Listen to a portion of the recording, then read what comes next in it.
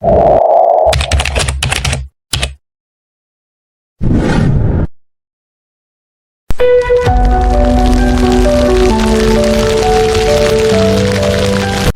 good morning everyone, I'm Coach Raphael.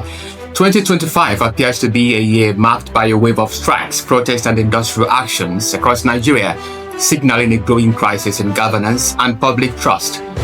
Leading this surge is the Academic Staff Union of Universities, ASUU, which has commenced a nationwide strike on Monday, October the 13th, 2025. This strike, like others before it, emerges from deep-rooted frustration and unresolved grievances.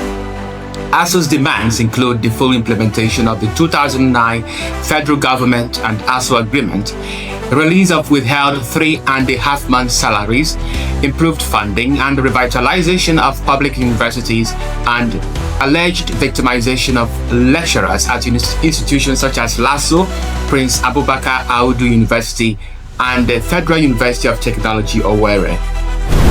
The union is also insisting on payment of outstanding salary arrears ranging from 25% to 35%, promotion arrears spanning over 4 years, as well as the release of withheld third-party deductions such as cooperative funds and union dues.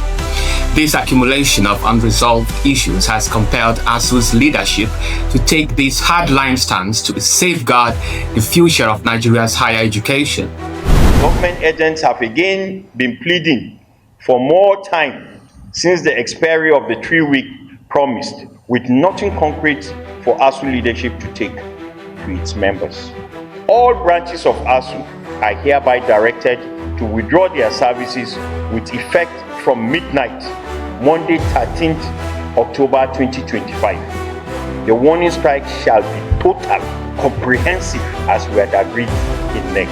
Members' patience has been passed beyond reasonable limits. So we are pushing to it. If government is ready to resolve the matter, as a matter of this action will be taken. While we are ready, the drivers are ready, the train is serviced and ready to take off. We hope that they will not allow us embark on this next leg, which would be total and comprehensive, and that we cannot say when it will end. This strike is not isolated. Earlier in the year, the Nigerian Union of Petroleum and Natural Gas Workers, NUPENG, led a strike over denial of workers' unionization rights at Dangote Refinery. The strike only subsided after a memorandum of understanding was reached in September. Now, similarly, the Petroleum and Natural Gas Senior Staff Association of Nigeria, PENGASAN, suspended their nationwide strike following negotiations with the federal government and Dangote Group, which included the reinstatement of unfairly dismissed workers. The oil sector strikes, though momentarily paused, reflect persistent labor grievances that threaten critical economic sector. Furthermore, human rights activist Omoyele Sowore plans a nationwide protest slated for October 20, 2025, advocating for the release of the indigenous people of Biafran leader Nnamdi Kanu, who remains detained amidst treason-related charges. This protest has attracted support from various Southeast Nigerian youth groups and political figures, adding another layer of complexity to the country's public demonstrations landscape. The government has, however, expressed concerns that such protests could undermine judicial integrity and national security. He's also a ranking member of Nnamdi Kanu. And to my left is the big elephant in the room right now.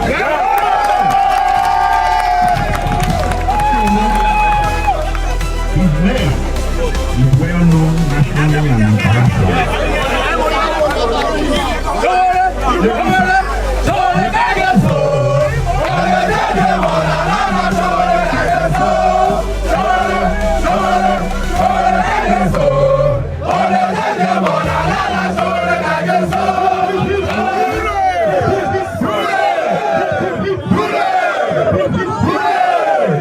Ladies and gentlemen, my The rising tide of protests and strikes, particularly from powerful pressure groups like ASUU, Nupeng and Pengasan, and activist movements, suggests a bandwagon effect, where the dissatisfaction of one group inspires others to voice their grievances forcefully.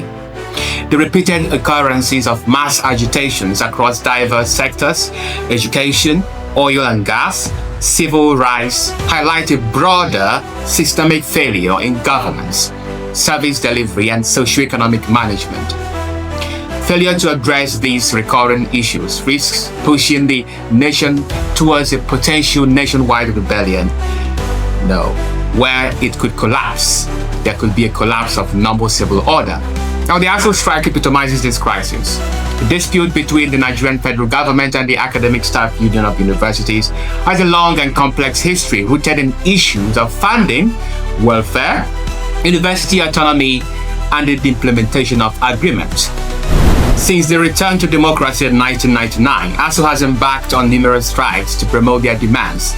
In the 1980s and early 1990s, ASUU first emerged as a strong union during the military era, organizing strikes to demand improved wage, university autonomy, and a better working condition.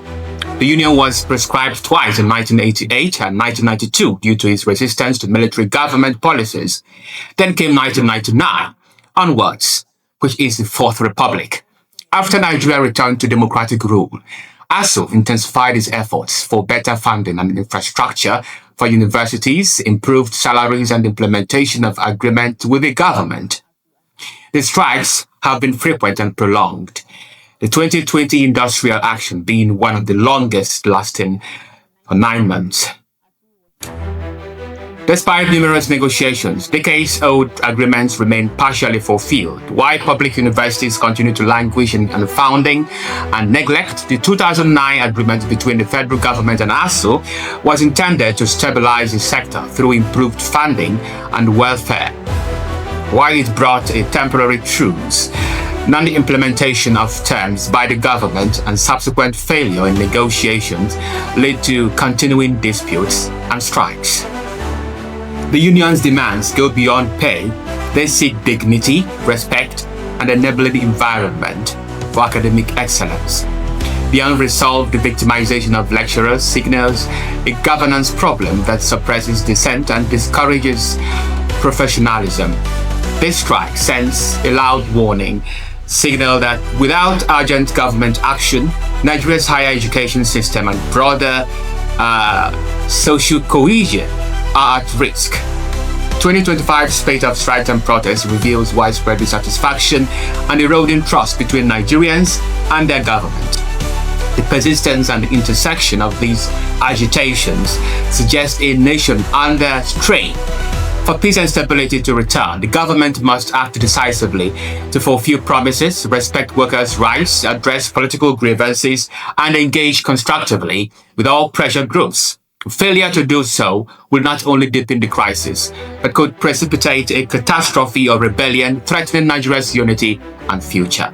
You're watching Beyond the Headlines. For more on this, do not hesitate to hit the like button, make your comments, share my video, and subscribe to DDM TV. See you next time. My name is Omoyele. I'm the special counsel to Nnamdi Kanu.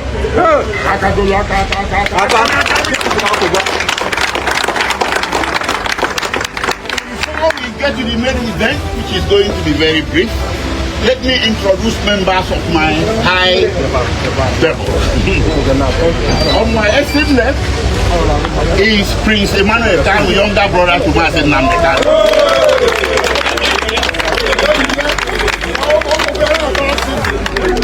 On my immediate left is Dr. Maxwell Opara, a member of Nnamdi Kanu. On my extreme right is Barrister Mandela Umegoro, a member of Nnamdi Kanu. And on my immediate right is the man of the event.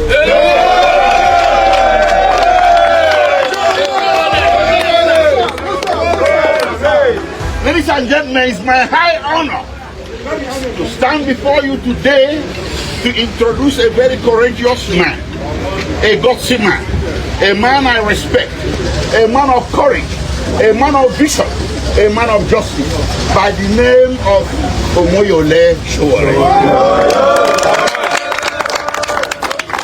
Ladies and gentlemen, Omoyele Sowore is the initiator and propagator of the big event planned for October 28, 2025 to free Nnamdi Kanu now.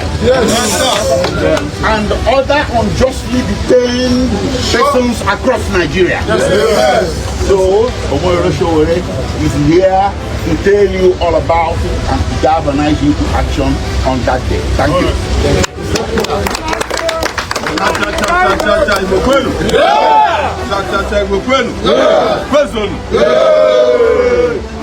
Our business here today is very brief. We have had to endure the unjust harassment, intimidation, torture, extrajudicial killing, and continued illegal, unlawful, and unjust detention of Nnamdi Kanu. He's our brother, he's our blood, he's one of us. I know him personally, he's my friend, so that nobody will say that, well, how did Sowore come into this? But even if he was not my friend, I will fight for justice. We know you for that, sir. I fight for people I know and people I don't know. But Nigeria has reached a point where they must recognize and respect the right of everybody to demand for their own dignity and to also do so on behalf of their own people. So we are not here, please don't get us wrong, to appeal for pardon or clemency or amnesty, because we can only be granted those if they have committed a crime. As far as we know, and as far as they know, Nnamdi Kanu has not committed a crime known to law. If he did, they would have convicted him since these 10 years of going back and forth. But even a shred of evidence is not available in any courtroom in Nigeria. Since they started this case, I think they have only one witness so far. And the only witness that came rooted, his testimony was that he didn't find Nnamdi Kanu with anything. And let me tell you, some of you may not have heard this before. In 2019,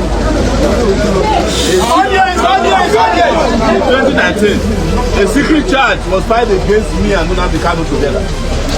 That we are trying to overthrow the government, that we killed some policemen. They could not even arrange for it because it never existed. It existed only in their imagination. And but let's even talk about what they do these days. 3 days ago, Tinubu pardoned some of the best, I would say the best criminals. The best and the best. 53 drug dealers. You know, when you are president and you want to pardon people, you pardon people from your community. We understand. Yes, we understand that. One of the worst kidnappers in this country was pardoned. A woman who killed her husband, was pardoned. Several other high-profile criminals. The lawmaker who collected bribe with his cap, Farouk, was pardoned. And we are here debating that somebody who didn't commit a crime should not be let go. What we are asking for is very, very straight. We want an unconditional release of Nnamdi Kanu. No condition attached. Not even a shorty. Because last time that they asked him to go and bring shorty, they still went, drove him out of his house, killed people there. They arrested the shorty, Abaribe. I was staying in Abaribe's DSS bed after they have released him. Most people did not know he was arrested and detained for several months because they kept it secret. That's why we are not providing any shorty this time. No more victimization of anybody. But we are going to make this happen on October 20th, 2025. Next Monday. We have come to seek your assistance, support. Yes, the location is the Central Business District in Abuja. But the gathering point is the Unity Fountain. But in case they want to play funny, we have several other gathering places. We must make it to ASUU that day. I heard that Tinubu has traveled abroad, but I hope he will come back before then. Time is 7 a.m. and I'm glad that we are in a furniture place. We will need some 2x2, not to kill person, it's to carry placards. Because we want to carry placards. It's a peaceful demonstration. Completely peaceful. In fact, our lawyers have written to the Inspector General of Police. Even though it is our right to protest without contacting the police. But we have done it so that they will say that they are not aware. So we also urge you, every Monday for a long time, markets were shutting down in this country. And we want markets to take a break next Monday, just for Nnamdi Kanu. This is the last Monday we are going to go on break for him. Please, let's do it for our brother Nnamdi Kanu. But it's not just to shut down the market, we want you to come to peaceful protests so that we'll have the largest number gathered in Abuja on that day, Monday 20th. If you're on Twitter, it's MNNK20, October 20, MNNK, October 20. Free Nnamdi Kanu is the hashtag. Unconditional. And we have also invited all the Southeastern leaders, governors, House of Rep members. You have been seeing my posts. Some of them have kept what they call radio silence. They will say that they want Nnamdi Kanu released during the day. At night, they want to meet Tinubu, don't release him. God bless you. Yes. That is why you are seeing them playing this game. And this has nothing to do whether you are Igbo, Yoruba, or Hausa. This is about justice. Yes. Because you know they have been putting around narrative. Yoruba, Sowore is the Yoruba man. Don't trust him. You understand? I don't even know where I come from. You come from there? Yes. But I know that I'm a citizen of the world and I believe in justice. The only tribe I belong to is the tribe of justice. I also want to notice that as soon as we leave this place, two things will happen. They will call your leaders to a meeting that you should not go. And then they will be discouraging people. Don't go. Some people will come and tell you that they have heard that police are doing deployed. They don't distribute bullets now. All those things are lies. It's because they are afraid. But we have said one last thing to them. You have a chance to release Nnamdi Kanu before the 20th.